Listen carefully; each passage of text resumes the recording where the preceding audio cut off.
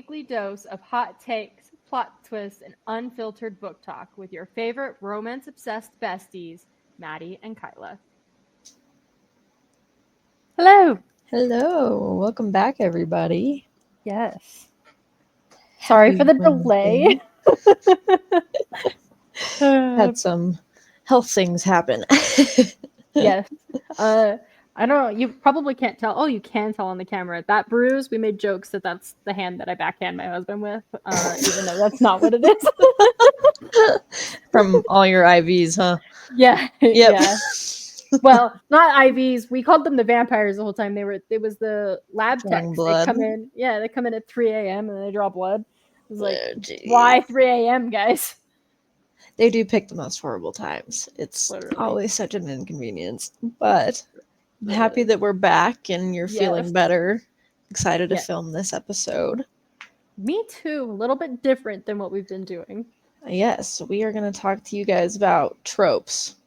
Some of our most favorite, probably some of our most hated. Probably. Yeah. All right. I'm so excited. I guess it's probably the easiest way to get started is what do we love the most? I would say right now that my favorite is a good enemies to lovers or a good slow burn. Yes, those are both on my top 3. I think enemies to lovers is probably my favorite, followed by slow burn. And usually they go together, so it works out real great. That's true. I do also, Fated Mates has been growing on me lately since we have been reading a little bit more of those. Yay! So that one's creeping in. That one's also one of my favorites. I have talked about that. I've not been shy about that, but that's exciting to hear. What about the enemies to lovers do you like the most? Ooh, I threw you for a loop. You did? I wasn't expecting that question. I don't know. I think most of the time I like the detail of the storyline. It's always like, most of the time anyways, it's a dominant guy who is taking care of a woman who also happens to be independent and standing on her own, and those are the ones that I like the most. But same. I really like when they go from this hating each other to evolving into loving each other by, I don't know how to put it, just following the storyline. Like they go through trial and tribulation over and over and over again, and it just grows into this love, because that's personally what I kind of think love should be. Not necessarily that you should always start hating each other, but I love touch her and die vibes. Yeah, yes, thank you. Yes. But no, for sure. I love that. And I love that it feels like they're actually building a relationship. Like it's not. Now I love fated mates too, where they're fated to be together, whatever. But my preferred method of fated mates is that they still let themselves fall in love with each other. It's not like instant, right? So, but I love that story of them falling in love with each other, like growing on each other, and they already know the worst part about each other because they hated each other. Yep.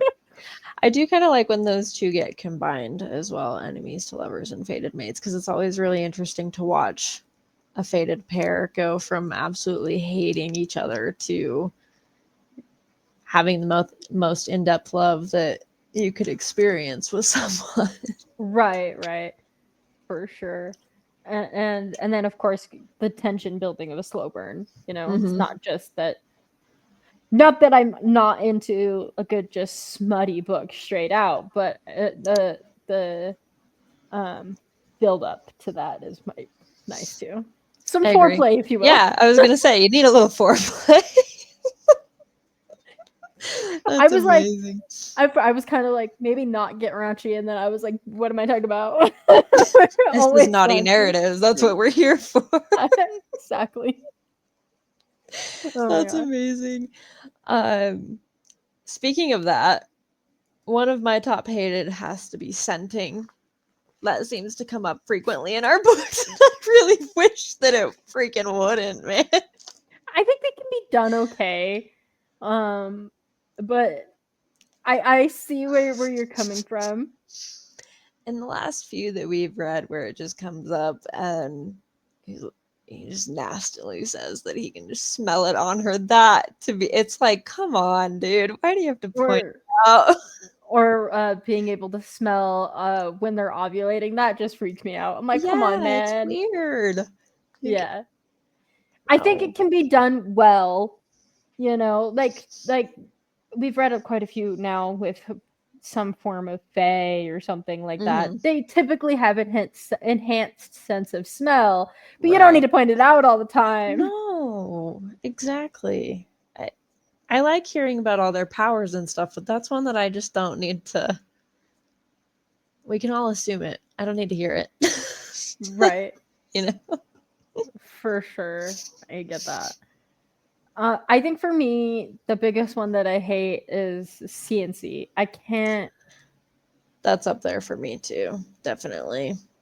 I can do it like. I guess that depends. I guess there's a caveat to that where if like they're in a relationship kind of ish, or they're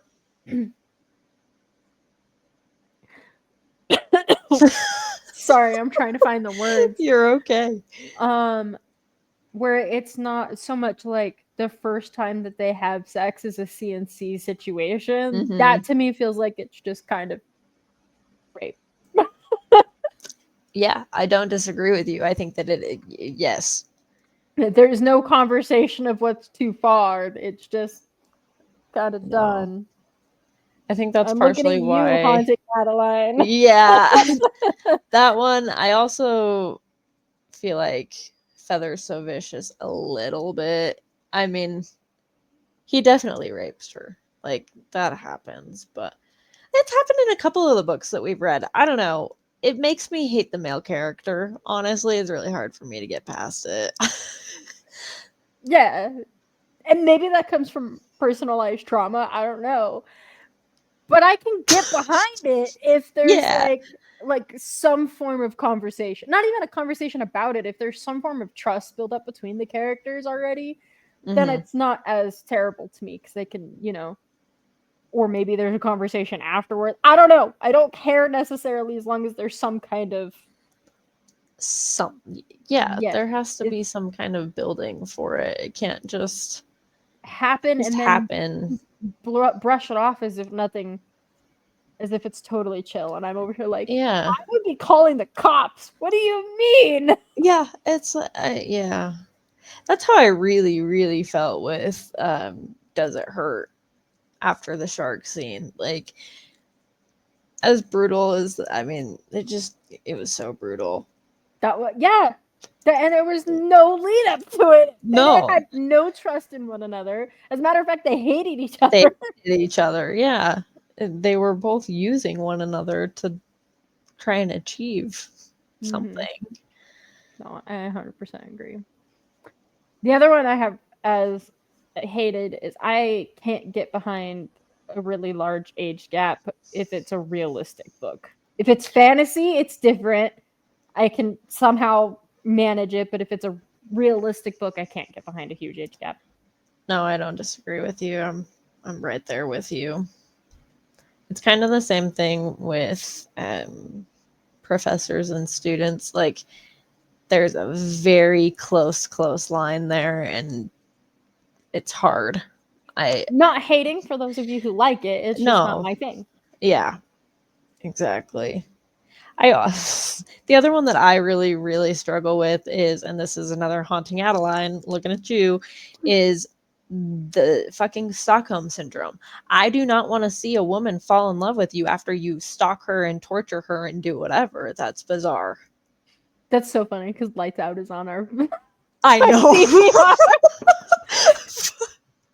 But that's supposed to be like a comedy, like a Right. comedy dark romance, and I'm excited for that one. But no, I get where you're coming from. Well, and you know that I liked Haunting Adeline, Mm-hmm. honestly. I thought it was decent. I did think that the smut overtook the storyline a bit, but what of the storyline was there was fairly good. It just, yeah, it was really weird that that was happening, you know? Right. I can get behind masked men. I can get behind Yeah. that, but the stalker, Mm-hmm. at least in the sense of like in Haunting Adeline, like he was literally hurt, like he cut off the hands of the guy who touched her, and like that Yeah. was weird, and she was just like hot. Yeah. Well, and then he doesn't even know her and he shoves a gun into her. Yeah. And it's just like,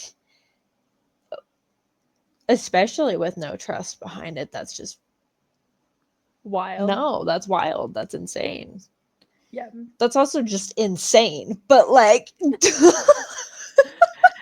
And we aren't here to yuck anybody's yum. Like if you're into it, that's no, cool. that's really cool. I just didn't know that we needed to start selling sex warnings with our guns as well. Like I didn't even think about that. I've thought about like trigger lists, like how Yeah. some books have like long pages and pages of a Mhm. trigger list, and I see it all the time in some of the book groups that I'm in. That they're like, "Ooh, a shopping list," and I'm like, "That's wild." Yep. And I'm all for dark romance. I've loved quite a few, but that's wild. Mhm. Mhm. Oh my gosh. Goodness. That makes me think of that made me think of the trigger warning list for Butcher and Blackbird, which like warns you about a scene about ice cream. And for anybody who has read that book, you'll know the ice cream scene was not nearly as bad as the orzo. I haven't read that one. I'll have to put that on my TBR. You gotta listen to it. It's way better as an audiobook. Okay. I couldn't get through it as a paperback. You can borrow my copy if you want, but I could not get through it as a paperback. Okay. Way better as an audiobook. I'll have to try it. You've told me about that one before, actually. So I think. Yeah. Yeah. She just came out with the third one actually. For that. They're all standalones. That they're part of the same world. Okay. So we should put those on the TBR. We should. How do you feel about the one bed trope? As I know that we've kind of touched on that before. We have I'm pretty 50-50 on it. I know I worked at a hotel for a long time, so I know it happens in actual real life. Right.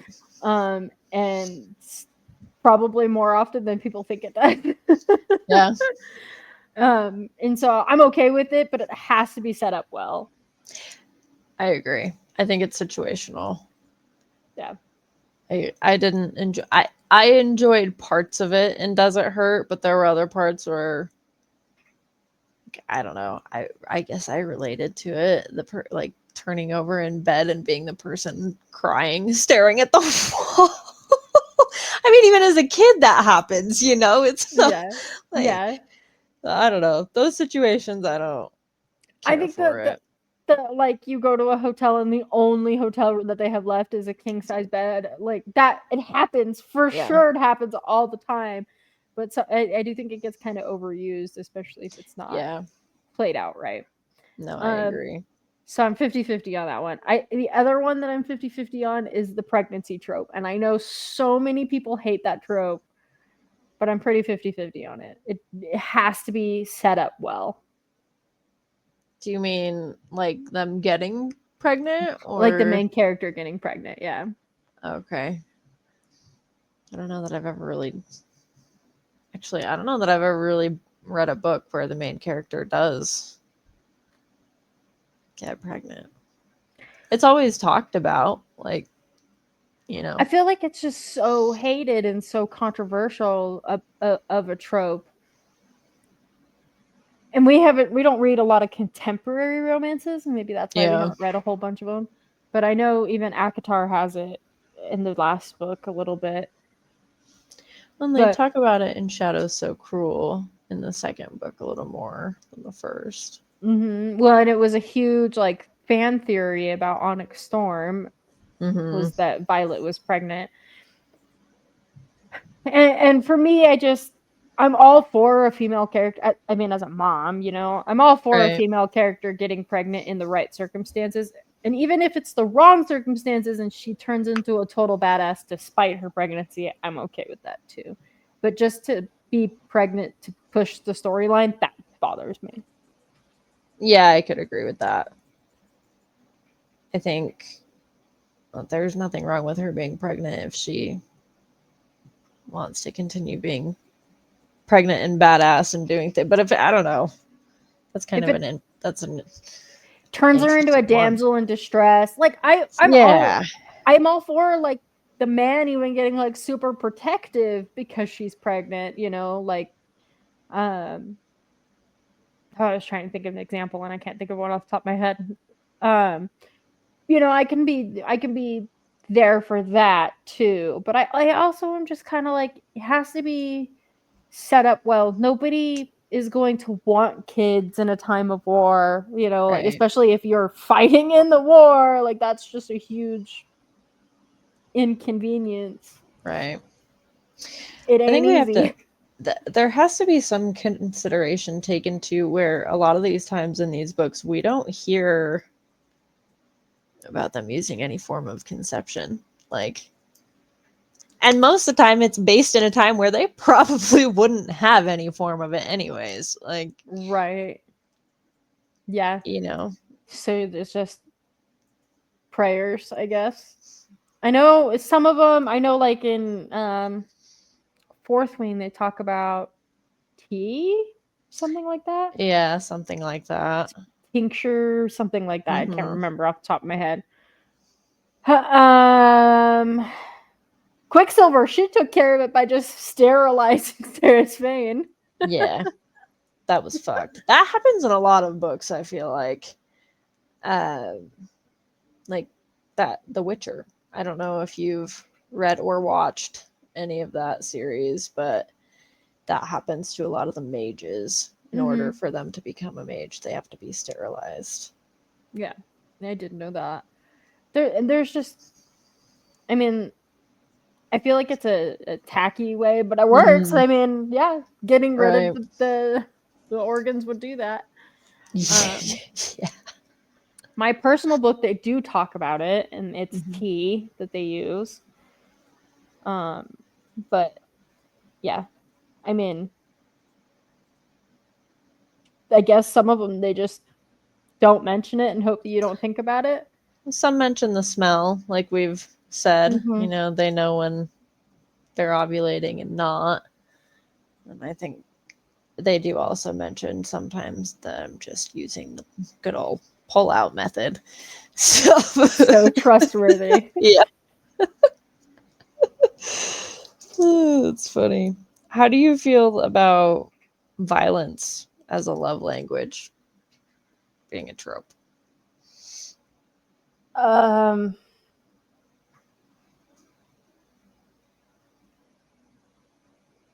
Fuck, I like a good enemies to lovers book. I feel like that's so hard.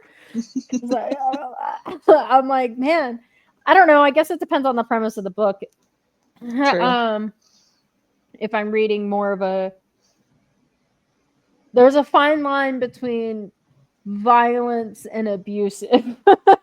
True. I don't disagree with that. And I think that's the hard part for me. Or if you're being violent towards one another, is it violence or abusive? I don't know. That's kind of hard. True. It really would depend on the book. What about you? I can agree with that. Yeah. Yeah, I would say that it's about the same for me. I think that can also be taken into different perspectives, like using violence is a form of protection, you know? But I guess that would be more as like don't touch her type vibes. Mm-hmm. But I feel like, I don't know, I feel like it can go both ways because both parties can protect each other violently. I cannot, for the life of me, remember the name of the book off the top of my head. It's a pretty popular. It's like a 5-book series though, which is why it's not on our TBR because it's so long. But the main characters. Why can I not remember the name of the book? I literally just read it right before we started this podcast. The main characters of the book turn each other on in battle by fighting somebody else. That's interesting. Okay. So like when she's being a total badass and using her magic and that turns him on. Right. So, and vice versa. That I'm okay with. Yeah, I could see that because I feel like that's kind of what we get a little bit of that with Violet and Xaden. Yes. And Fourth Wing. So yeah, that like independent badass stand up for yourself is hot to the significant other. Agreed. It's gonna drive me nuts that I can't think about the name of the book. It is a really good book series. I want to read an MC romance. We've been watching a lot of Sons of Anarchy lately, and I really want to read an MC romance or a biker romance of some kind.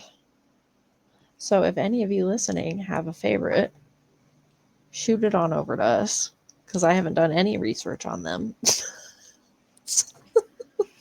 That's so funny. Let's see. I guess I must have read it last year. Spark of the Everflame. Oh my gosh. And I was like, it's a 5-book series. There's 3, and the 4th one's about to come out. Oh my gosh. Such a good freaking series. Anyway, they're long books. I've heard of that one. Okay. I'll have to look into it. I haven't heard of it before. I love how we're getting into the TBR, which is totally supposed to be a different episode. Yeah. I know. We do this every time, too. We do. Let's talk about miscommunication. Yeah, I'm shocked I didn't say that as one of my most hated. I'm honestly shocked you didn't. We talk about this one frequently. We really do. It really pisses me off. I did DNF Iron Flame because I was so pissed off because you borrowed my book and I was 500 pages into it. I've done it too. The miscommunication is a hard one. Like it gets to a point where you're like, holy shit, please just fucking talk to each other like normal human beings. Conversation like this, please. Oh my lord. Yeah, no, the like arguing back and forth, this is how I feel. Yeah. They're not respecting. I'm like, dude, just argue about it. Yell at each other about it. That would be preferred. Do something. That's more communicating than not. Literally. I can't believe we didn't bring that up. That's wild. Like 25 minutes into this episode, and here I am, like, losing my mind. No, I hate the miscommunication trope. I hate it. It's not one of my favorites. I don't know why that one is more accepted over the pregnancy trope, but fucking Jesus Christ, get rid of it. I don't know. Maybe because it's so fucking common in normal life.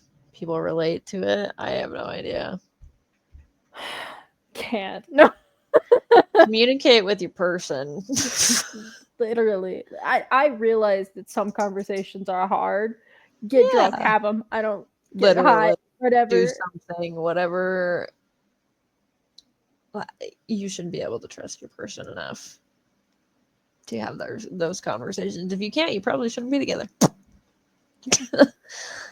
And if you guys are arguing about something and can't like take the time to sit down and talk about it, or you know, be like, hey, that really pissed me off that you did that, whatever.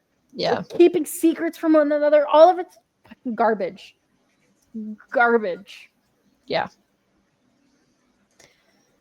Also, miscommunication with friends. I really hate when maybe that's not the right word, but I think that it kind of is. Like when Riddick gets so pissed off at Violet for not communicating to them what's going on, but it's for their safety. That kind of just like the keeping secrets thing, yeah. Yeah. Just I don't know. That part really pisses me off. That is one thing that drives me insane. No, for sure. But it's just like, dude, it's not that hard to have a conversation.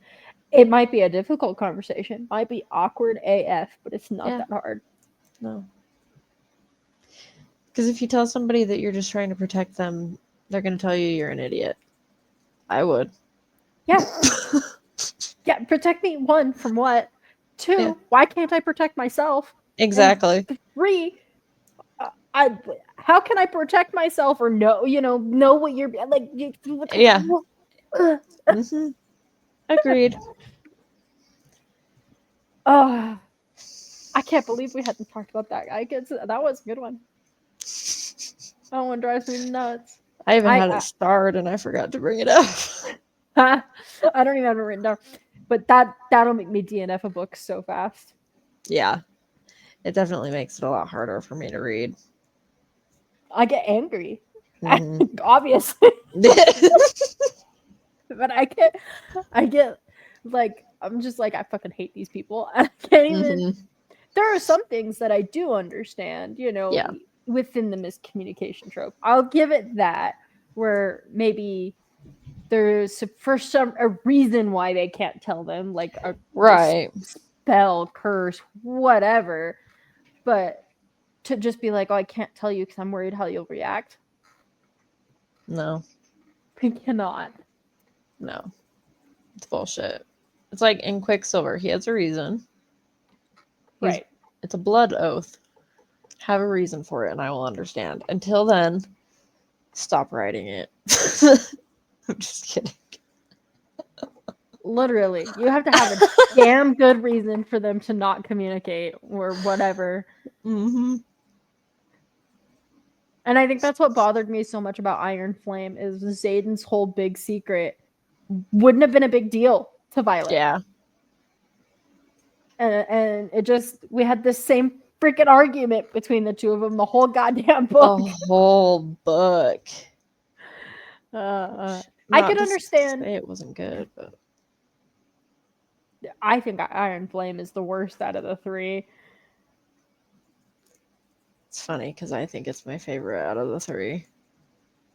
Really? So far, at least. See, and I think Fourth Wing is my favorite. I think it's just because we got the most time with them, even though they were not communicating most of the time. We got to see most of their relationship together. I'm so sorry if you can hear the dogs barking above me right now. We can, but it's not loud. But I don't even remember what I was saying. Well, so we got to see the most of Violet and Xaden together. Oh yeah, so I would say that's why that one's my favorite. I think realistically, Iron Flame is probably my favorite, but for the reason of them being together, it's definitely Iron Flame. We do see more time with them together, but I think Fourth Wing's my favorite. The way it was written was just so beautifully done. And I like the relationship that they had in Fourth Wing. Onyx Storm is also up there. It's really hard to decide. Like, I'm not saying like it's like Fourth Wing, Onyx Storm, Iron Flame. It's like Fourth Wing and Onyx Storm are like super, super close to the Iron Flames right below them. Like, they're all good books, but yeah. I felt like that's why I kind of struggled with Does It Hurt too. Just because, I mean, even though they were together day in and day out, the way that they fought with one another despite their feelings, and had she just told him what the fuck was going on in her life, like, he would have understood a hell of a lot sooner than 2 weeks in, 3 weeks in, however long they were on that island for. Like, that's fair. Just gets frustrating. It does, and that's part of that is probably because we have a pretty good idea of both sides of it. Because usually books like that do include the point of view of the other person, so you have an idea of what's going on, and that's maybe what's frustrating about it. Yeah. But I think nonetheless, it's super irritating for characters to have it, and it's a cycle.